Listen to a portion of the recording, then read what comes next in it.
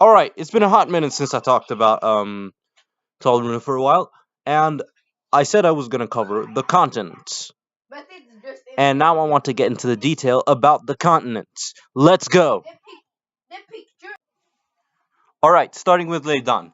Um it's a as I've said in the earlier video, it's a continent in the northern hemisphere, right? But I haven't really gotten into the history of it. So let's explain the history, or what I have drafted for it. Leidan is a set of countries located on the located on the northern hemisphere.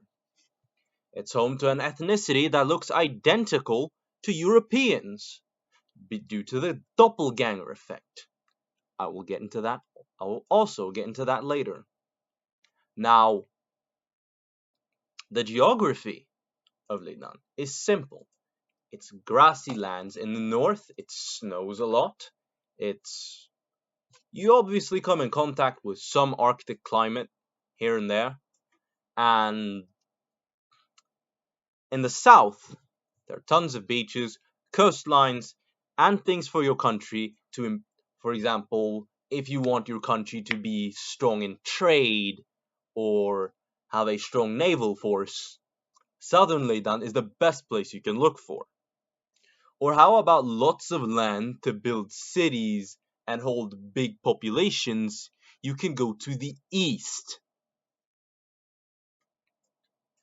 And now and before I continue, by the way, there is a classification system for my nations. And the classification goes as following.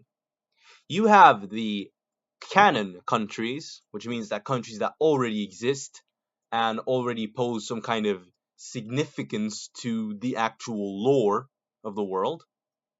You have the unclaimed countries, which means that it's a country that you can come in and take and use as your own. Then you have the prefabricated countries.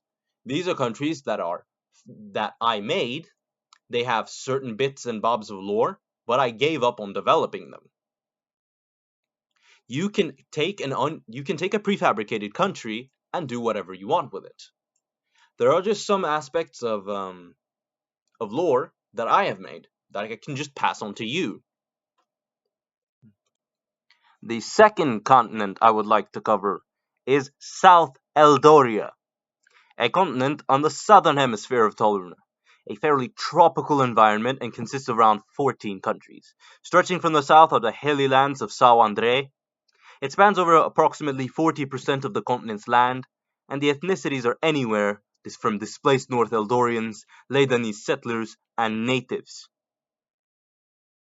This continent holds a population of about 2 billion people, and had held civilizations that could be described today as straight out of a movie. Kind of like an Aztec reference. And when the settlers came along, the local genetics in the area started to mix and blend and turn into different things. Now, there was a colonial empire in South Eldoria. However, the colonial empire began ending around maybe after World War One, which is around 1920 to 1930. So in the interwar period, the countries began dissolving from their colonies. And for the third continent, we have Northern Eldoria. Consistent of 4 nations, North Eldoria has fairly flat lands with an average elevation of below 30 meters above sea level. The ethnicities that are present here are mostly Leidanese settlers that came in the 15th and 16th century, colonizing native lands over the years, and later became the ethnicity that is local to the continent several hundred years later. And what if I told you that there is a superpower over here? Yes, a superpower. global superpower, by the way, and that is Cascadia. They have been a global superpower since around 1948, when the Silent War started. Now, the Silent War is not a conventional war. In short, it was basically just the Cold War but copied over and slightly different aspects of the Cold War. Now, the terrain of this land is very varied. You have the cold areas in the northern of Monte Carlo, which was the country where almost all of the northern Eldorian natives were suddenly just pushed into.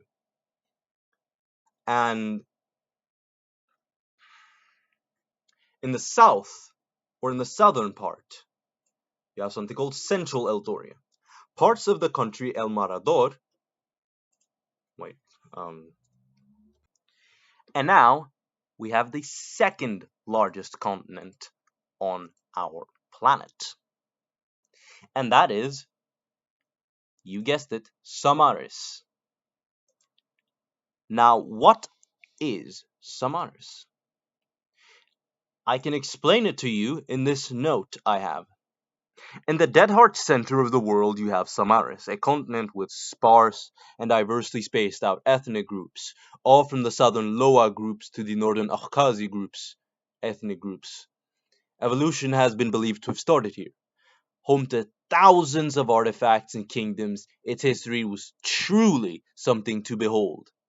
In the mid to late 1700s, Lebanese settlers came along and made colonies, ruthlessly exploiting lands and becoming the superpowers over it. In the mid 20th century, around the 1950s and 60s, all over Samaris had enough. The Samarisians revolted in anti colonial settlement, whether through diplomacy or war, that the colonizer gave up and began leaving.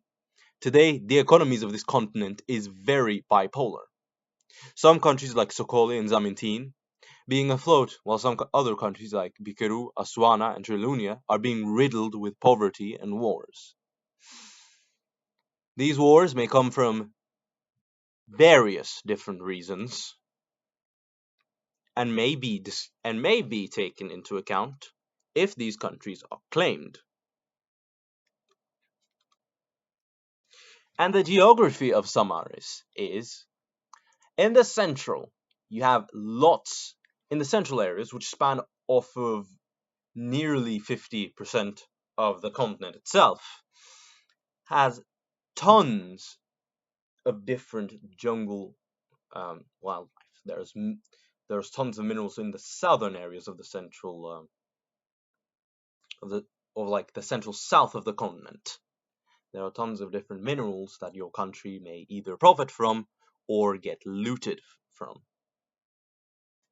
In the north, there is a desert, a seemingly unhospitable desert. Somehow can hold very large populations. Something that's really surprising. Isn't it out of human nature to not be able to settle anywhere? Well, let's find out. And just keep tuned. There's two more continents waiting. All right. Now we have Arconia, the largest continent by far. It hosts maybe the world's biggest country. It was a member of the former Kalnisab Union, this big communist union that was against Cascadia. And it holds up to 160 different ethnic groups all over the continent. And you could see any form of ideology to have ever existed present in that very continent. Whether you are looking out for hard style communist countries, lenient or large capitalistic empires, or just lenient countries, you'd find them here in Arconia. everything. The last continent I would like to cover is Azad. It is a desert-filled continent located in the middle, located near northern Samaris, and just bordering to Leidan. The thing that separates them is a mountain range. I've yet to name this mountain range, by the way. You can come to my server and make some name suggestions. This continent has fair amounts of countries to claim, although I've yet to add climates to them. But the climate is general. It is very hot. Tons of you can find some oil here and there, or some natural gas. This is also the world's religious capital, where religions such as pantheism had come from. And now, you may be asking me, why are there no Abrahamic religions in Talruna? Obviously, because they're not the same planet as Earth. So things like Christianity, Islam, and Judaism wouldn't even exist. But more on to that is pretty much become the center of the Silent War in the 1960s, 70s, all the way up until the 2000s, which was a decade after the Silent War had ended. And it still today is a place of lots of cold warring going on between nations who are interested in taking, for example, advantage of these countries, whether you're an Eastern or Western side. All nations would still have a collective interest in trying to have some kind of easy backer to get some oil from, or pretty much just natural gas plug, if you know what I mean.